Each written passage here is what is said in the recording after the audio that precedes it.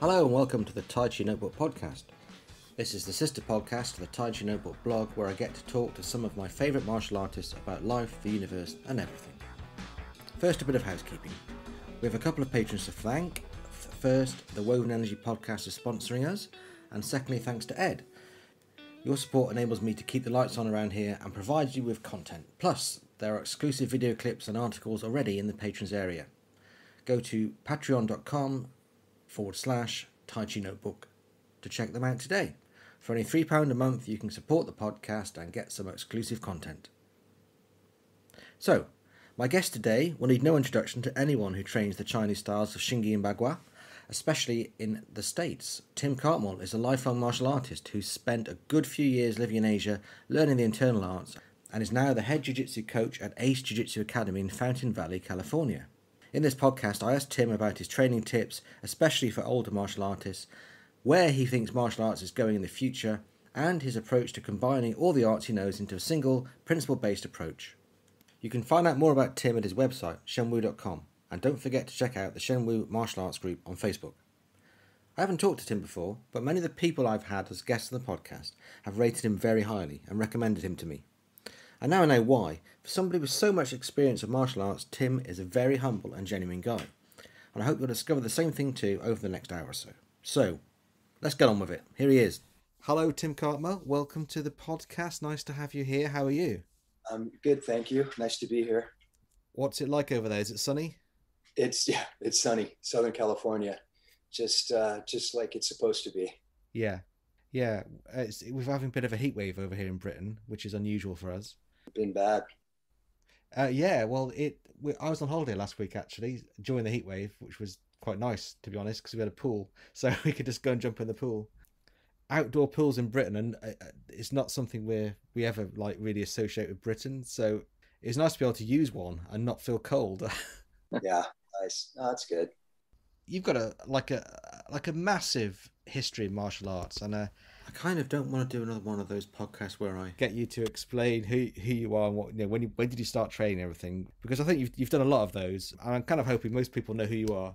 But for anyone that doesn't, Tim has got he started out doing Kung Fu styles in America, then I think you moved to Taiwan, where you did all the internal arts, Xingyi, Bagua, Tai Chi, and then you came back to America again, back to California, and started teaching them. And you also picked up Brazilian Jiu-Jitsu, I think, while you were in California. Was that right?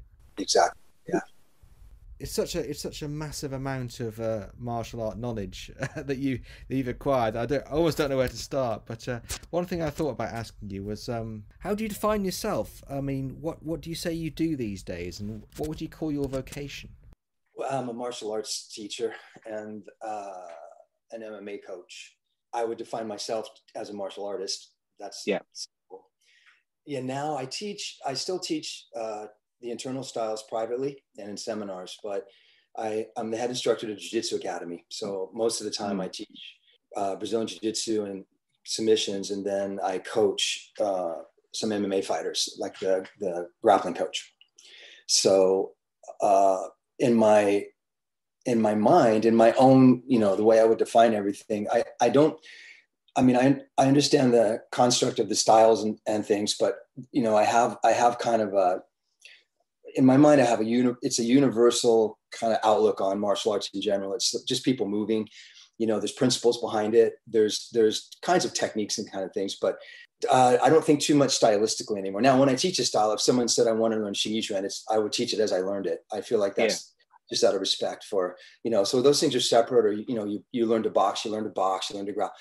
But for me, I started fairly early on thinking conceptually. So I don't usually think of myself as a, Chinese stylist or a Brazilian Jiu-Jitsu stylist per se. Interesting. So when you're teaching, you're like the grappling coach to some MMA fighters.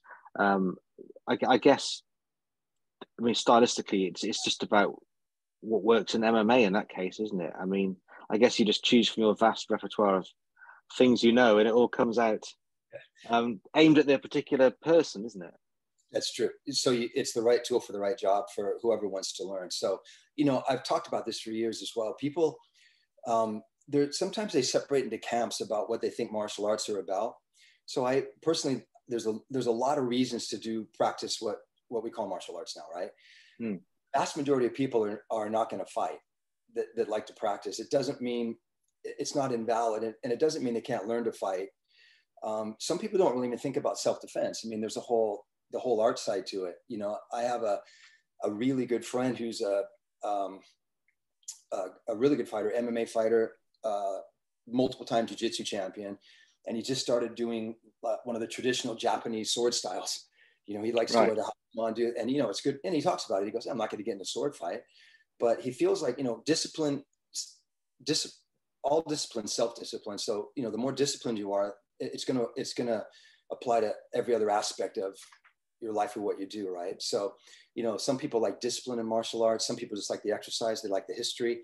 As long as you're honest with yourself about why you're doing it and kind of what your actual capabilities are, I feel like there's a lot of reasons to practice. So, you know, I get you know, a lot of young MMA fighters, and you couldn't explain in days to them why anyone would do Tai Chi. You know, they just wouldn't get it. They don't understand. Yeah. And then, you know, you have people doing Tai Chi for health that think that's some kind of brutal, you know, sport. So I think you need to be honest with yourself when you start, like why you're practicing something and kind of what you want out of it. And then find someone that can teach it to you, and then you do the work. So I've always been much more interested in the actual kind of practical applications of the martial arts. So, you know, even when I learned the internal, I fought in Sanda tournaments in Taiwan. I wanted to see, you know, like you learn these things, you want to see how they apply as advertised, I guess. Yeah. So yeah. That's my take on it. But I still do, you know, a lot of the things I learned there, like the principles of body use, even the Qigong set, kind of the exercise sets I learned, all those things I found a great value in. Even when it came to the fighting, there's a reason for all that stuff. You know what I mean? Now, on the other hand, you can't expect to do forms and, you know, maybe some kind of like cooperative partner work and then be a badass. That's not going to happen either. You know, so there's levels of training. So you just need to be honest and figure out really what you want out of it. A lot of people think they want to, you know, learn to fight, and they don't really. Once it comes down to that part, they're like, well, it's not really, and not that they're, you know, not that they're not brave enough. It's just not really what they thought it was, kind of thing. So you just have to figure out what you want to get out of it, and then train. You just have to train hard. The other thing is you need to get to any level with any aspect, you need to put enough time into it, you know, to get good at it, which I feel people sometimes, you know, they have unrealistic expectations of how long they need to train to be good at something. It's just like any other skill. You got to put a lot of time in. Yeah, I mean that's absolutely true.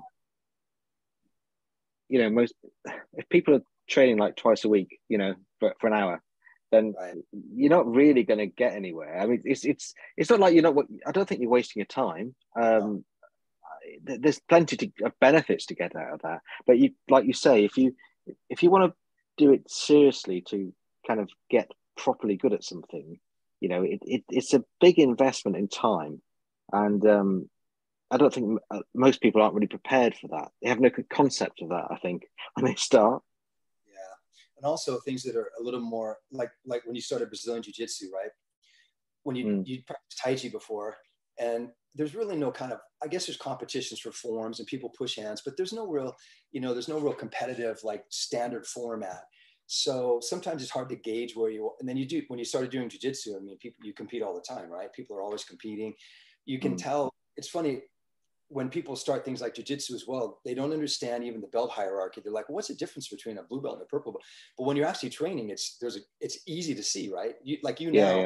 At your level could watch somebody roll and you could tell what belt they are. You know, you could tell. So you can tell like that skill level takes time to develop, and then you need to be doing well against other people of your same belt rank, you know, or your same weight class and age, that kind of thing. And I feel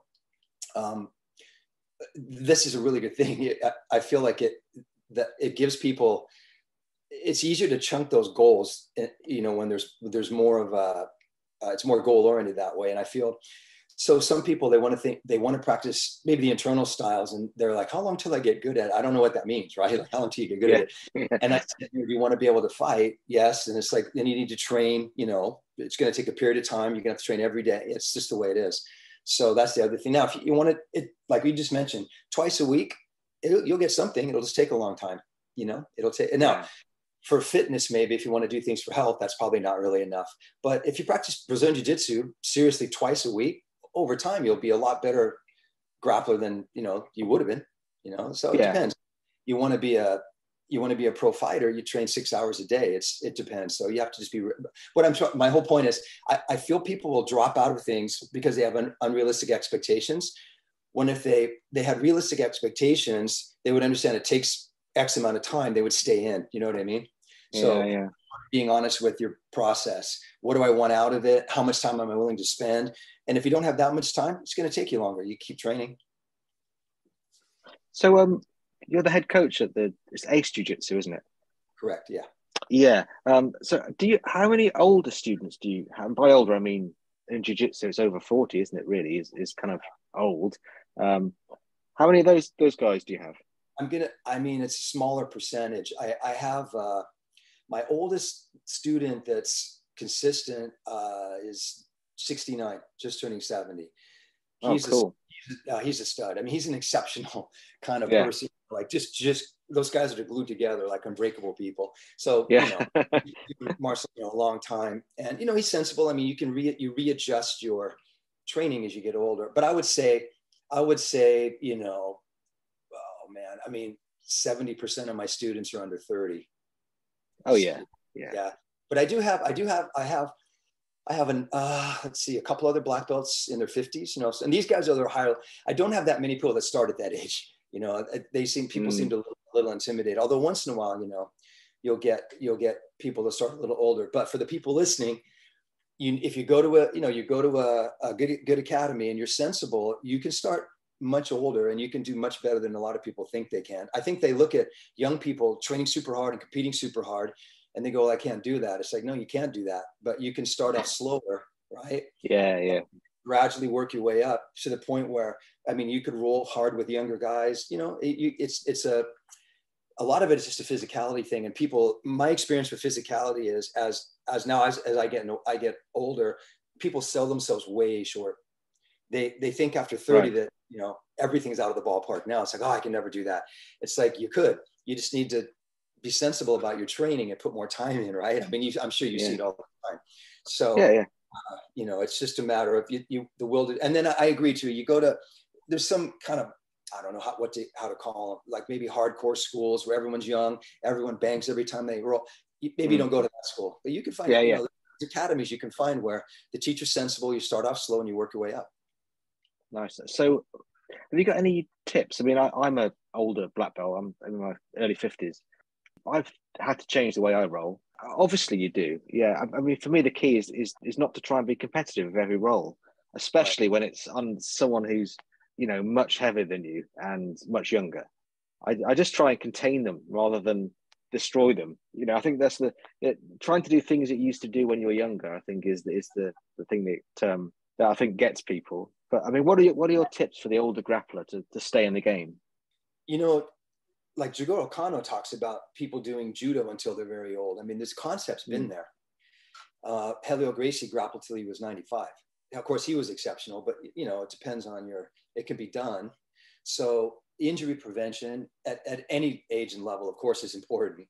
But, as you get older, you don't heal as fast, and you're going to, you can be very, very strong when you're older, but not like when you're younger. It's just the way things go. Right. So I feel that, first of all, it's everyone's responsibility, but as you get older, it's more of a responsibility for older grapplers to stay in shape. And a lot of that's going to be on your own. So if you go, I'm older, I'll just roll twice a week, and that's all you do, you're going to probably have 100% chance of injury.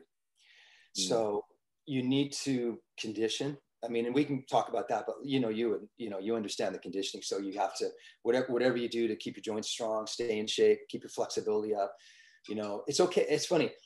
Competition wise, endurance is one of the most important aspects. It's not as important when you're old. If you're just rolling, if you get tired, you can take a break. But if you're not strong enough or you're not flexible enough and you get hurt, you have to take a break. And it might be, however long. So people need to condition on their own to stay in shape. And then exactly what you said, you have to be realistic with your own physicality at that point and who you're rolling with. So I would suggest, if you're older, and again, it's individual. There might be a 350-pound guy who is the safest guy in the entire academy. You know what I mean? He knows how big he is. He's gentle. And then, you got a 140-pound maniac who, But in general, if people are much heavier than you, especially if they're not that skilled, they usually don't mean any harm, but they throw their weight around. So I would stay in a sensible range of weight, So if you're 180 pounds, they're much over 200 pounds, just don't roll. You don't roll them especially if they're brand new. So the weight thing's one thing. And then, there are going to be people in every academy. Again, don't mean any harm necessarily, but they just go, they're maniacs when they roll. They go really hard, and that's just kind of how they roll. Don't roll with them either. And then you find, there's the people to roll with that are, you can roll hard and sensibly, and people aren't really, really big. And if you're tired, you need to take a break. Other thing I see too, guys have been doing it forever, and now they're at a point, they're old enough where, say you're rolling 4 or 5 rounds at the end of class, they roll about 3 times, they're already tired. It's like they're in good shape for their age, but they're tired, and they don't want to sit out like, oh, I'm a black belt, or I'm a, and then you're more prone to injury. So all those things are, and here's the other thing, no one else in the academy cares. No one's going home and going, oh, so-and-so took a break. Nobody pays attention to that stuff. It's an ego thing. And then of course, you like always, you tap when appropriate, and you have to, so, if you're a 65-year-old black belt and you're rolling with a prodigy 25-year-old purple belt, you're probably going to tap. It's okay. It's the way it is. When he's your age, he's tapping the purple belts. So all those things, you put all those together, and I feel like you could, as long as you're physically capable of getting on the mat, you should be able to train. Yeah, I always worry about offending people. Maybe it's because I'm British. I always worry about offending people when I say I don't want to roll with you, because it sounds terrible. But you're huge, dude, and you're 20. Like, I mean, I'm 5'6" in height, so that's quite short. I'd have no problem with. I mean, too. People understand. I mean, if you just say, listen, I'm a little tired. I'm tired today, and what feelings, they just don't know any better yet. It's so I feel like it's not you, it's them. You know what I mean? I wouldn't feel bad. I wouldn't hurt someone and take a chance on getting hurt so I don't hurt their feelings. You know what I mean? Yeah. Their feelings in my body. Yeah, they're my arm. Yeah. You're talking about conditioning exercises then, and what I found is the Chinese stuff I learned has been super useful in between jiu-jitsu lessons to kind of keep me together. I mean, I think you've talked about this before as well, that you found a lot of those exercises are still really good. I don't know, maybe you want to talk about that for a bit. Yeah, so I think the bottom line to all that, and there's different, you can separate the components of fitness. You have strength, cardio, flexibility, balance, but you need a kind of a well-rounded method, right? The young ones tend to focus on strength too much, and then there's and older people so you need to have a balance of it that's appropriate for you. And then I think the most important thing first is foundationally is understanding the concepts of body use. So it's not so much the method per se, it's the way you do it, I guess is an easy way to put it, a body use idea. So, and this is one of the most invaluable lessons that I got, from my Chinese fathers. There's using your body incorrectly, doing the best exercise in the world is tearing you down. You know what I mean? So a simple analogy, everyone's lifted weights. So say you go to the gym to lift weights and you have terrible posture and you hold your breath and your shoulders are hunched over and your spine's out of line. The more weight you lift, the weaker you're getting. You're grinding your joints away, kind of thing, right? So any good weightlifting trainer, any good trainer would teach you to have good posture, like set your shoulders. Here's how you breathe, right? And you start off with a light weight, beneficial day one. So that should carry over. So if people are lifting a heavy weight, of course they're more conscious. They're like, oh, this is dangerous. And then they do push-ups. They do push-ups or press-ups wrong. And then in a couple of years, like, man, my shoulders are killing me. What's the, and then the doctor says, well, you're older. It's you're doing your exercise. So you need to understand basic body use, how you line your body up, kind of how the levers of your body work, and then how to work that into everything you do, because that's never changing. It doesn't matter if I'm stretching, I'm doing calisthenics, I'm running, I'm grappling. You're still in the same body, right?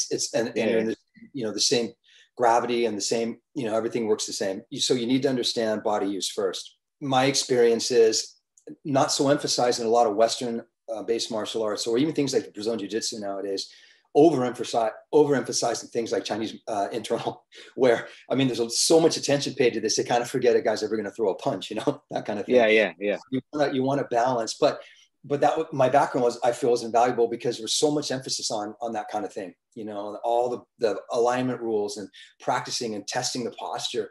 And actually Brazilian Jiu-Jitsu, they talk about base and they'll kind of make sure you're stable, but in general, there's maybe a little less explanation of it, and you kind of figure it out by rolling because there's pressure on you, which is good. But that can be expedited by understanding it, and doing a lot of solo exercises. And that's where one other piece of advice I give in the conditioning. So everyone knows you need to get strong somehow. You can lift weights. I don't like to lift weights. So, you can use body weight exercises. You can use like gymnastic apparatus. You need to be strong. You need to have at least a fundamental level of flexibility. Even if say you do jiu-jitsu and you go, I'm not flexible, I don't like that game. You don't have a choice sometimes, right? Where your limbs get pulled. So, you want to have a baseline level of flexibility. And then of course, cardio. Everybody knows how to cardio. So but all the time you should be paying attention to how you're moving or how you're using your body, like how you're breathing, those kind of things. And then you get kind of exponential benefit. So, some people will do super hard cardio and then they'll stop and then they'll try to, do kind of coordination exercises when they're rolling. You can do all that at once. So you can save time, right? So my big advice would be figure out body use. However, there's all kinds of methods, and then be cognizant of it when you're doing anything, right? You can be cognizant of it when you're sitting in your chair. It's all the time, but especially when you're training, or else you're just magnifying the problems that you've already got.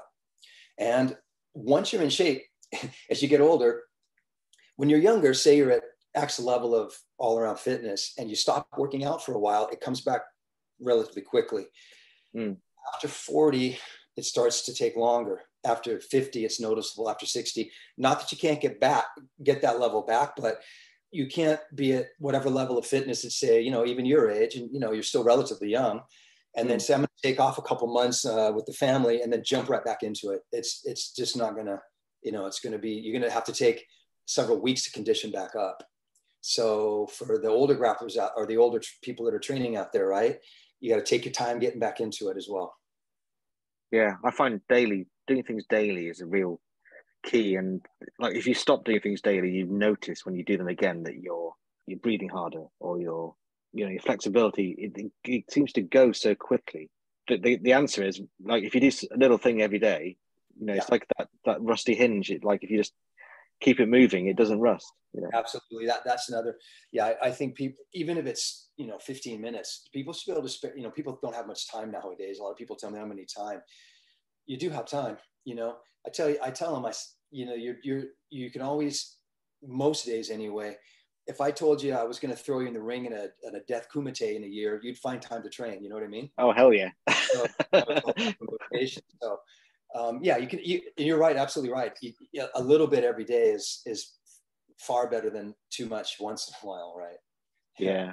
This might be an odd question, but perhaps there's no answer to this, but like, which bits of the Chinese internal arts do you most enjoy? Like, if you suddenly had, like, I've got half an hour free, I can go and practice something, what would you choose out of all the things you've done? I mean, that's hard. Yeah, that's a hard question. Sorry, it's a bit of a difficult one. It is how I train with the stuff, and I do different things. I think part of it is I've done those things so long and so much, like, say, forms or whatever, that like they're almost, it's almost first nature. So I just feel like I just need to kind of touch them now. Like, I don't need to practice them a lot. I just need to feel them now and then, kind of thing, right? Yeah, so yeah. I'll kind of, one day if I have extra time, I'll run through some sets from whatever, and then other days I'll do some Bagwajang or something. I kind of have that kind of it's very hard. It's like children. I can't. It's hard to pick a favorite. You know what I mean? Yeah. So I feel like back when I was training in those styles, I mean, there was like a method, and you do it hours a day kind of thing. And now I feel I do my own training. I spend a lot of time on things that require balance, because I feel like I mean, the strength will be included in it. Maybe, you know, I do a lot of invert because I have since I was young.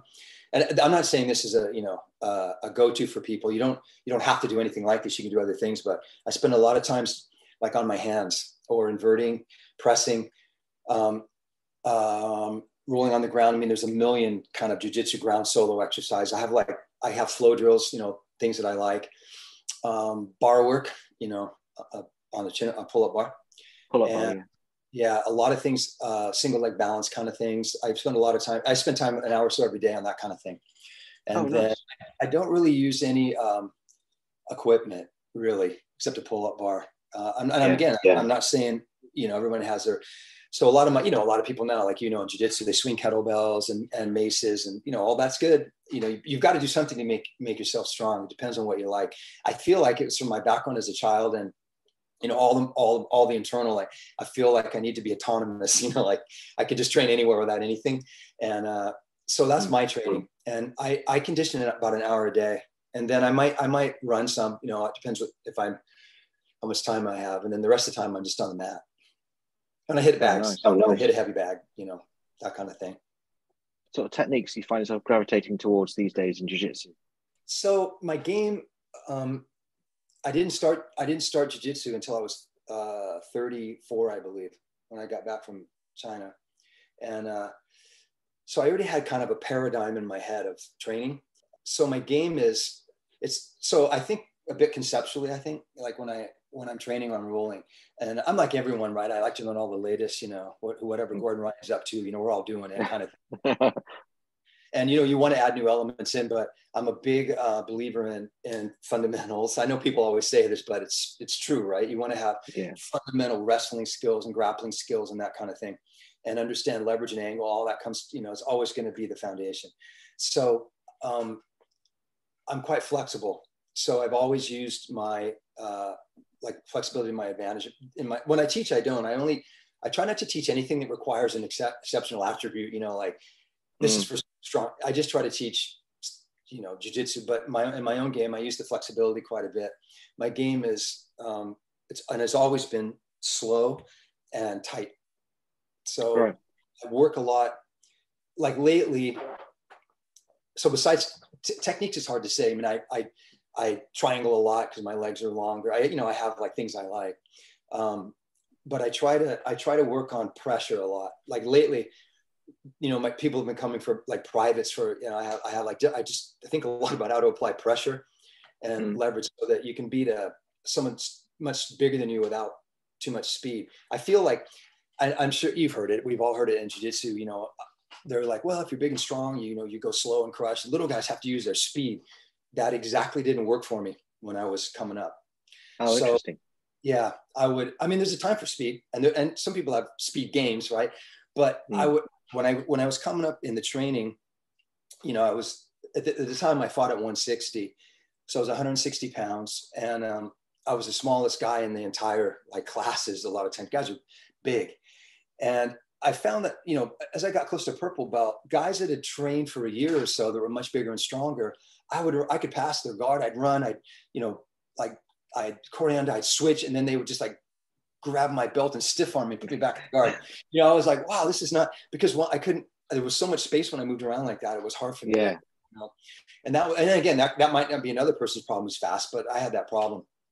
So I had the idea from internal as well. You know, you have to stick and follow and those kind of things. And they worked good when I was doing stand-up wrestling. So I was like, I started to do it on the ground. So that's my game. So everyone has kind of for the people not doing jiu-jitsu, I mean, it's like anything you do, you know, boxers all do the same base 5 punches, but they have their own kind of game. So you develop your own game. So I started developing that game when I was a purple belt. So I spent a lot of time thinking about pressure and angle and leverage. This is, you know, and then I pick up other techniques, but, you know, at a certain level, it's not hard to do the technique once you see it, once you understand techniques. And I trained with Hickson Gracie he taught at his son's school a few years ago. And I trained a couple years in his classes. And, you know, that was his advice as well. Like, you know, you get to he told me like, you know, now you need to focus your entire training on like mastering fundamentals, which was flattering. And also it meant I had mastered any fundamentals yet either. So I was like, okay, I'm going to spend some time. So that's kind of how I think. So a lot of times when I'm rolling, you know, I know a lot of techniques. So I try to have a theme of how can I finish someone from the back, I mean, I know the techniques, but better with pressure, or how can I make a little different grip so it's harder I have more leverage. That's pretty much where I spend a lot of my time. Yeah, nice. Interesting. I mean, I love pressure too, because I'm shorter, but just exactly how you say, I find that running around doesn't help me at all.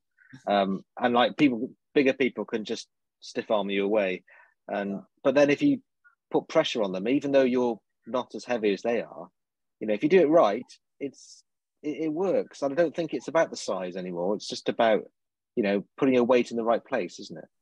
Oh, yeah. And being bigger always makes it worse, to a certain extent, yeah. right? Yeah. But the other thing is there's still a yin and yang thing with it. If the bigger you are too, now your actual body placement's different. You know what I mean? So there's a good balance for your size, like whatever size you're comfortable at, that's the idea. And you're right. No, it's all about, I have a 60-pound puppy, and you lay on your back and she runs in and puts one paw like in your, the side of your ass, and puts your weight on it. And it feels like you got punched, she weighs 60 pounds, right? Yeah. Yeah. It's always, about weight distribution and angle. So yeah, I feel like that's a cornerstone of like good grappling in general, right? Like a good wrestler. Yeah. Drives his head in, or a good anyone, they understand how to use weight and pressure. Yeah, standing up, it's still weight and pressure, isn't it? And without weight and pressure, there's nothing there. So there's no threat. Right. Exactly. Yeah. I was looking you up on YouTube before we had this conversation, and I found a couple of interesting clips. And one was somebody's uploaded your entire effortless combat throws tape to YouTube. Which I guess you can't be that upset about it, because it's quite old now, isn't it? I've got the book. Oh, nice, thank you. No, the book's great, old, but it's old, and it's impossible to keep it off. Yeah, you just can't. You can't keep it offline. It's the way it is. So my gift, you can always buy it, people, but yeah. I recommend people buy it off you, obviously. Yeah. So, yeah, I know it's unavoidable to have. Yeah, and I found your rolled up episode as well, which was a nice one. Yeah. I noticed you were limping in that. Was that an injury? Probably, yeah. he goes for a sort of walk down the street with you, and you're sort of chatting away, and you're obviously sort of in pain as you're walking. I haven't been completely uninjured in 30 years. But, no, I bet not. No. Yeah. No, that was interesting. Jake did a pretty good job at those things. Budo Jake. Yeah, I like the technique you taught at the end, the pin as well. The one around the shoulder. I did. Right. I taught a side control entry to the crucifix. Yeah, I remember. A crucifix. Yes, that was it. Yes. Yeah. Yeah. I still teach that. I still use that. Yeah. Yeah. Yeah. I tend to only crucifix people like from Turtle, but it made me think that maybe I should do it for side control too. Yeah, Turtle's a standard, right? The most common, right? Yeah. That was quite a while ago now. But so here's another general question for you. Like, if there's something that you wish you'd known a lot sooner in martial arts, what would it have been? And like, if you could go back in time and tell the younger Tim Cartmell, just do this one thing, what would it be? I don't know about just one thing. That's a good question, actually. Probably judging, and again, I don't want people to take this the wrong way. I probably would have spent less time after I'd learned the internal. I would have probably gone to the grapple earlier if I would have had a chance, right? So again, not begrudging any time I spent doing, or also just living in Asia was odd. But if I would have seen my future career, I probably would have, or I would have found somebody that did judo in China or something, learned to grapple on the ground earlier. That's what I would have done. Because, you're going to hear people say this and that, but the Chinese martial arts don't have ground grappling too. They have some rudimentary ground grappling, but there's no real like ground wrestling. And I would have liked to start learning that when I was younger. But as far as like, I don't know. I mean, there's nothing else. I don't think I would have appeared in myself and said, like, keep your hands up. I don't know. I don't know what it would Don't let that guy punch you in the face. So I would have liked to have started ground grappling earlier. I feel. Yeah, I mean, me too. That's what I tell my younger self as well, because I didn't start till I was 39, so it's older than you. You notice when you're running with 18-year-olds, you're thinking, wow, if I'd done this when I was 18. But then I quite often think, well, if I had, maybe I'd just got injured because I'd have been doing stupid stuff, you know? Maybe, you never know. You might have started that young and kind of got good and then just lost. It would have been the wrong time. You would have lost The wrong time, yeah. Yeah. So that's the thing, was the timing for things. I mean, that's why that question's hard. It's like, yeah, exactly. Maybe you would have started younger and been injured, or you would have burned out too young and then not stayed in, and you could have been much better. You don't know, right? I mean, the life. Yeah, exactly. So yeah, I feel. Oh, I feel like one thing is, especially for the young ones, I overtrained a lot. When I was younger, like it was almost a compulsion to train, and I would sometimes knew I needed to take a break, and I would hurt myself overtraining. So there's got to be a balance with that as well, especially for the young. The young tend to overtrain. So, you got to be kind to your body, because you're going to live with it. You live in it the rest of your life, right? You got to take care of it. Yeah. You have no conception of what it's going to feel like when you're young, and what it's going to feel like when you're old, have you? They can't picture it. Yeah. Well, that's interesting. I mean, you've watched several phases of martial arts develop, really, haven't you? Like, the sort of, obsession with the Chinese stuff, and then, the UFC came in, and then there was like this sort of jiu-jitsu was sort of taken off, really, as a something you can have a career in. Yeah. How do you like, if you had to say where you thought martial arts was going, like as a field, how would you say it's developing? Yeah, it's interesting how it's hard to predict, and how fast things can change. I mean, like, in the 80s, you would have thought by now the whole world would be ninjas or something, right? Everyone's right.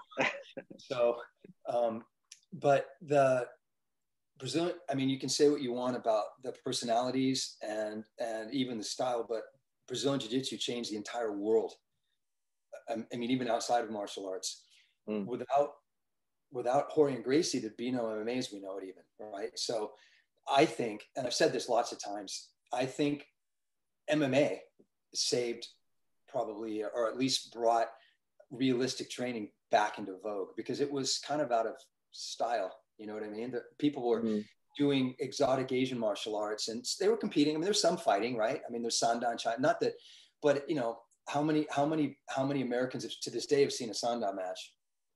None. Well, hardly anyone, right? There was wrestling here and boxing, but to have a sport where you're with, literally the least amount of rules as possible, really, to get it done, and it be worldwide. And I think mixed, not any particular style, also mixed martial arts as a concept, and then as it becoming standardized and gone worldwide, it's done more to promote and preserve realistic martial arts than anything in the last 1,000 years. It's that important. So, and a huge chunk of that goes to Jorge and Gracie and the Gracie family for kind of starting the worldwide phenomenon. So, obviously I did MMA, I coach MMA, I love MMA, and it's not the be all and end all. It's a sport, it has, but it's real fighting, and it's well-rounded fighting. So I mean, no one could have predicted MMA. You know what I mean? I mean, no one, when, even in the early 90s, when I first saw jiu-jitsu, and you're like, oh, this is cool stuff. Now I can look, my whole thing was, these guys are like master ground fighters. I don't know how to fight on the ground very well. I'll learn this. I would have thought it would always have been like a self-defense, like ground fighting kind of specialty that would have, I thought then this is going to take off, it's going to be popular. Like, I never thought it would have been as big as judo or anything, but I thought, all these, what I really thought was, all these people doing stand-up martial arts are going to cross-train in this, because it's, you can learn to ground fight. If you would have said, 20 years from now, the whole world will be fighting with, what we know as MMA, I couldn't have even pictured it. So, I think now, of course, MMA is obviously here to stay. It's just going to be, I think it'll only get bigger and bigger. And jiu-jitsu as well. I often think about, like, Helio lived to see it get big, but I mean, something like Carlos Gracie or someone, they have no, if you went back in time and told them how big Brazilian Jiu-Jitsu was worldwide, they'd die laughing. They'd be like, "There's no way. They'd never get out of people." Right? So, think about any martial arts style that was. I mean, it's obviously based on old judo, but it's new. The Gracies learned it in the 1920s, and 100 years later, it's worldwide. And every single MMA fighter in the world's got to learn some, that kind of thing. That I think no one could have predicted either. So it's interesting. I think now, Brazilian Jiu-Jitsu, it'll level off. It'll be kind of like judo and other big styles. It'll be everywhere. And MMA is good. It's a worldwide sport. My prediction will be no-gi grappling, submissions grappling, or no-gi jiu-jitsu will become dominant. I feel like there'll always be gi tournaments, people doing jiu-jitsu in the gi, but I feel like, because most wrestling styles are not done in the gi, worldwide. I feel like it's going to be, maybe 20 years from now, it'll be no gi, it'll be whatever they call it in the Olympics. It'll be submissions grappling with no gi. It's going to get bigger and bigger and bigger. And I think the tournaments are going to get bigger and bigger and bigger. That's my prediction for martial arts in general. Yeah, I'm always in two minds about that though, because did you watch the Gordon Ryan Felipe Pena match from last week? It was a long match, because it was a no time limit one, so it's a bit different. But a lot of it was just two guys standing up and not doing much, really, just holding each other and trying to go for a takedown. And I always think normal people watching this would be like, "What's happening? And why aren't they doing anything?" And like jiu-jitsu people watch it and understand what's going on. But I always wonder if no-gi has a built-in limitation that I don't think normal people can watch it and understand it. Like, that's true of jiu-jitsu as a whole, probably. I don't know what you think about that. Right. So you're absolutely right. I fast forwarded over a whole chunk of that. So, yeah, I did too. I just looked for the bit where they got to the ground. Yeah, right. So I know it's true. I mean, I go to coach at jiu-jitsu tournament, gi tournaments, and 80% of the time you're bored stiff, right? And I do this for a living. Granted, here's my prediction though.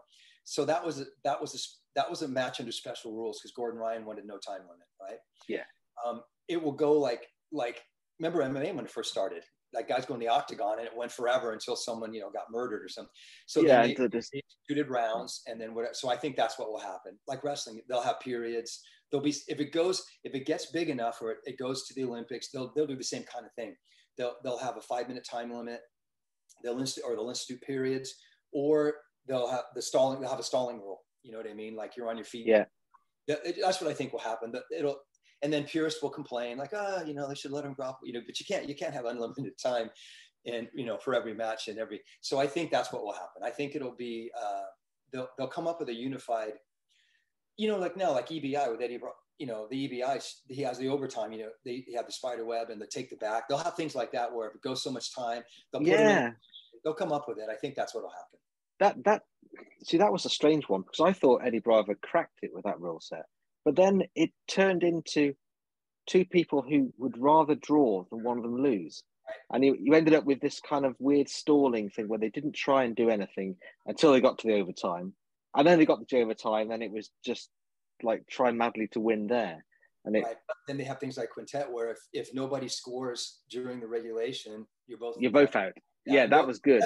I mean, I think they'll come up with whatever is the most exciting rules. I mean, let's face it, if you watch just regular like freestyle wrestling in the Olympics, it's really fast. And, it's nonstop action. And most people watch it still, they don't know what's happening and they're bored. It depends if you like it or like any sport, like who watches curling. So you're always going to have people that are into it and people that aren't. But I feel like, for people that like wrestling, they'll come up with a rule set that'll be as kind of as exciting as possible. And I think that I think that's going to be the next big growth in spectator martial arts. Yeah, quintet was good. I really enjoyed those, and like you say, they had that rule where if it made them try continually to keep going, because if they both drew, then they're both out. So you got to change. Abu Dhabi rules. The first 5 minutes there's no points, and the original idea was, guys will do every crazy attack, and it doesn't matter. And what happened? I fought in a it wasn't Abu Dhabi. It was an Abu Dhabi rules tournament when I was like a purple belt, and we all did the exact same thing. We pretended to wrestle for 5 minutes, and then we went because you don't want to waste energy. you know, because you could Yeah. expend a bunch of energy to know, you know, if you don't submit the guy and then you're tired and you start with point, right? So, you know, you just have to work out the bugs, right? And there's a lot of different venues. So, you know, at EBI there's quintet, so they'll work it out. I think they'll work it out, and it'll be good. And then people will start training based on the rule set. That's just the way it goes, right? People are going to try to fight according to the rules, and there's always got to be rules. You can't have no rules, and you can't have no time limits. It's a sport, you know. Submission grappling is a sport. So yeah, we'll go, you know, I think it'll work out. Oh, cool. Yeah, I think you're right. But they just need to get the rules correct. This is just a changed tack completely. I mean, do you ever see yourself retiring? Because are you going to be like a Helio Gracie, still going at 90, 95? You know what? That's the dream, but I'm pretty sure I don't have the genes for that. So, you know, I don't know what else I do for one thing. My vocation, my hobby are the same thing. So I might as well make money at it. You know what I mean? I feel like I might as well be working some. So will I teach classes every night? No, not forever. I mean, I eventually will, you know, I think a lot of it will depend on injury. You know, eventually I'll just be, you know, you'll just be at a point where you just hurt, or it's too painful, or, you know, you don't want to, or, you know, maybe not that bad, but you'd be like, you know, it's hard on you. But I feel like, I mean, I get injured, you heal up. So far, you know, so good. Yeah. And I feel like, I mean, as long as I physically can, like we talked about, you're going to adjust your level of activity, and you're going to, you know, not spar as hard as you used to, and all that I understand already, right? I understand that. But I feel like when I don't love it anymore, like that, like I don't have that like desire to get better and make my students better faster, I'm done. You know, maybe I just go roll once in a while with friends, because then it's not fair to my students, right? So if you don't have like the same, you know, if you have the physicality to teach it, you're good. If you don't have the same level of passion to get better yourself and become a better coach, you shouldn't teach. You're cheating your students because you're not doing the best you could, right? So I feel like so far I still feel like I still, you know, I'm in it. Like I train, I watch video, I learn, I train with my other people. I try to get better. I try to always stream, and it's mostly ego. I feel like if my students aren't getting better faster, I'm failing. Like I'm a failure as a teacher as well. So I try to always think like, I have like kind of a two-pronged approach. I try to figure out in general how I can teach the same skills faster. Like, is more drilling appropriate to learn that? And then I try to really pay attention to the individual student, because you know too, from teaching, people learn differently, and some people need just a little bit of help. Some people need to feel it every single time. And I try to, like, you know, kind of individualize the instruction. And when that's no longer there, I'll hang it up. I'll just go roll and not have to worry about anybody else. Yeah. So I don't know what the timeline is on that. That's the thing with jiu-jitsu, though, isn't it? Like, there's always something new to learn. I mean, that's what keeps me interested as well. Is I'm constantly looking for better ways to do things, and then someone comes up with something. I'm like, oh, that's amazing! I've got to figure that out, and then it's it keeps my mind active, which is great. Yep. Always something to learn, and you need to be, you know, at your level now as well. You need to think on your own, right? You understand the stuff, so you're like, oh, I can come up with a better way, right? If someone else, you can do it. So it all goes very, very interesting. I was gonna say, and then he's like the challenge of teaching it to other people. Like, I have, for some reason, the students that come to me seem to all be tall, and I'm not tall. So I'm constantly going, well, I do this, but this isn't going to work for you. And then I have to figure out a version of this that's going to work for them as well, which is interesting. And I don't know why I don't attract shorter people into my classes, but I don't know what that's about at all. No, but it's just the way it is. Being a good coach, you don't say, well, you can't do this, you're tall, right? You figure out a way to teach it. Yeah. So that's exactly the kind of passion as a teacher I'm talking about. And you get better because you have to figure something out to help. You know, like once you're at whatever level and you start teaching, you get better much quicker, because you have to think way outside your normal comfort zone, because you have to convey that. Not only do you have to be able to do it, but convey that information, right? And there's all different problems you're going to run into, and you have to think about it more. So that's good. I mean, it's exactly, as long as you have the passion to do that, you should be teaching. Once you're kind of like phoning it in, and You're like, well, yeah. Somebody else. Yeah, I mean, it's okay for you to train on your own, but you shouldn't be trying to help. Teaching is helping people, right? It's not telling them what to do. It's not being dogmatic about things. I mean, you've got to, they have to pay attention and all, but you're trying to help them get better at it. That's really your job. And if you don't care about them, you shouldn't be teaching. Exactly. Yeah. Well, that's brilliant. Wow. So, so if people want to get hold of you, or have you got any seminars coming up that you can let people know about? Around the States, I have. You can find it all online, but I have different groups. I have a group. This is all jiu-jitsu in Portland, Oregon. I teach in Tucson, Arizona, internal. I have a few groups around the country. I teach in New York City. I teach, but most of them are jiu-jitsu oriented. Those are kind of like ongoing. So if anyone's in, if you're in whatever area and you're interested, you should be able to find it online. And then, I was going to Europe every year until the pandemic killed my tour. Oh, yeah, of course. So, yeah. But maybe maybe I'll be back. It kind of the whole thing fell apart after the pandemic, but yeah. I'll get back. And because you were in the south of France, I think it was, wasn't it? I would go to Paris, Lille, Cologne, sometimes Amsterdam, London. Oh, right, okay. So I would travel around, but that's not going on now, unfortunately. So you can find. I'm not much for advertising myself, but I have a website, shunwu.com. It's ancient, but you can find some info on there. And cool. Ace Jiu-Jitsu, if you want to contact me at the academy, or anybody's interested in doing jiu-jitsu or coming out to train, everyone's welcome to come. That's about it. Yeah, I don't have much of an online presence after that. Well, it's been amazing talking to you. I've taken up an hour of your time, so I'm conscious I don't want to take up more, but you're an absolute wealth of information, Tim. Thank you very much. And thank you for sharing it with everyone. I don't know if there's anything you want to finish off with. No, I very much appreciate you having me. That was interesting. It was a little bit different, like you said, than I normally, things we normally talk about. I'm happy to have the opportunity to, Yeah, I like to look forward, not back. So like, I like to, I think a lot of podcasts, they go down this road of, whenever they get a guest on, they have to explain their whole life story. And I quite often, I just want to get to what you're doing now is what I always feel is more interesting. Yeah, no, I agree. People can always look you up online as well if they want to, see something you've done. It's always usually available. So no, I appreciate it. It was a lot of fun. Cool. Well, thanks very much, Tim. It's been lovely having you on, and I hope to talk to you again at some point in the future. Yeah, absolutely. Thank you. Thank you.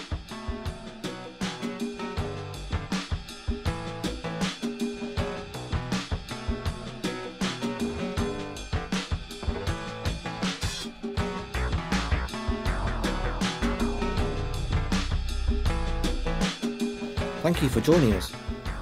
You can find out more about the Tai Chi Notebook podcast at www.thetaichinotebook.com. You can support us by becoming a patron. Head over to patreon.com/Tai Chi Notebook. Thanks for listening, and I hope you'll tune in next time. Bye!